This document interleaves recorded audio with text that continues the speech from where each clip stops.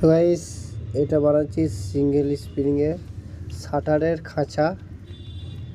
শাটারের খাঁচাটা কীভাবে মাপ করতে হয়, কী করতে হয়, সব কিছু ভিডিওর মধ্যে বলে দেবো, বুঝিয়ে বুঝতে পারবে। কেন এই শাটারটা অনেক জায়গায় আমি দেখেছি এই মাপটা ঠিক অ্যাডজাস্ট হয় না, মানে কোনো দিকটা বাঁ দিকটা ডাউন, তো কোনো শাটারের ডান দিক ডাউন, এরকম হয়ে যায় অনেক সময় ক্ষেত্রে।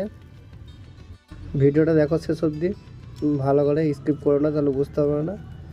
তো এই ভিডিওটা লাইক আর শেয়ার করে দাও, তাহলে সবাই দেখতে পারবে। যাদের যাদের এগুলো ভুল হয় তারা ভিডিওটা ডাউনলোড করে নেবে একবারই, তাহলে বুঝতে পারবে ভালো করে। এটা হচ্ছে 1 ইঞ্চি কোয়ার্টার পাতি, যেটা মারা আছে, বা 25 মাস পাতি বলতে পারবো এটা। আর এই খাঁচাটা মাপ আছে 30 ইঞ্চি। আর খাঁচাটা চারিধারে মাপ করে মাপ মারা আছে এটা, আমি হয়তো দেখাচ্ছি না, তো নেক্সট ভিডিও দেখাবো সব কিছু মাপ।